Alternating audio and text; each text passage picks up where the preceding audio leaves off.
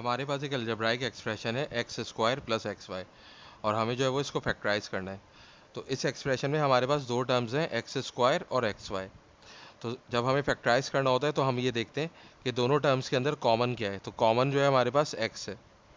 यहाँ पे जो पहली टर्म है उसमें सिर्फ एक वेरिएबल है एक्स और उसकी पावर 2 है, और जो दूसरी टर्म है उसके अंदर दो वेरिएबल हैं एक्स और वाई।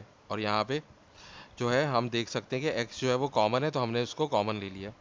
अब इसके बाद हम ब्रैकेट में क्या लिखेंगे, ये जो हमारे पास फर्स्ट टर्म है एक्स स्क्वायर, इसको हम डिवाइड कर देंगे हमने जो कॉमन लिया है एक्स से। तो देखें, जब हम डिवीजन करते हैं तो वेरिएबल अगर सेम होते हैं तो पावर सब्ट्रैक्ट हो जाती है। तो ऊपर एक्स की पावर 2 है और नीचे एक्स की पावर 1 है, तो 2 माइनस 1 1 हो जाएगा और हमारे पास आएगा एक्स की पावर 1। तो अगर पावर 1 होती है तो उसे हमें लिखने की ज़रूरत नहीं होती। अगर सिर्फ एक्स लिखा हुआ है तो इसका मतलब ये है कि एक्स की पावर 1 है। जैसे यहाँ पे एक्स के ऊपर कुछ नहीं लिखा हुआ था तो एक्स की पावर 1 थी। तो जब हम ये जो हमारे पास एक्स स्क्वायर है इसको हम एक्स से डिवाइड करेंगे तो हमारे पास एक्स आ जाएगा, तो हम इस एक्स को यहाँ पे लिख लेंगे। अब दूसरी टर्म जो है वो एक्स वाई है, तो हम एक्स वाई लिख लेंगे, और हमने जो कॉमन लिया है एक्स, इससे हम इसको डिवाइड करेंगे। तो एक्स और एक्स कट जाएगा और हमारे पास बचेगा वाई, और यहाँ बीच में प्लस का साइन है तो यहाँ पर भी प्लस का साइन आ जाएगा। तो जब हम X square plus X Y को फैक्टराइज करेंगे तो एक्स कॉमन ले लेंगे और हमारे पास ब्रैकेट में बचेगा एक्स प्लस वाई।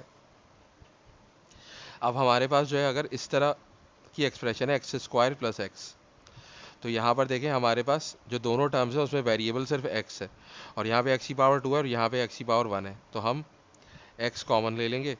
हम कॉमन क्या लेते हैं कि छोटी पावर को हम कॉमन ले रहे होते हैं, यानी कि वेरिएबल जो कॉमन है वो तो कॉमन ले लिया।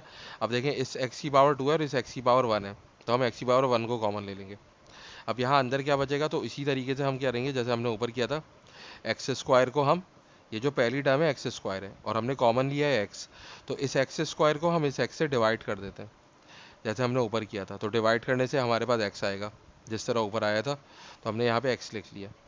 और फिर हम लिखेंगे प्लस, यहाँ पे प्लस का साइन है, और फिर तो दूसरी टर्म जो है एक्स है, तो हम एक्स लिखेंगे और इस एक्स को हम एक्स से डिवाइड कर देंगे। ये कौन सा एक्स है, जो हमने कॉमन लिया है, तो ये एक्स और एक्स कट जाएगा तो हमारे पास आएगा 1, तो इसलिए हम यहाँ पे 1 लिख लेंगे।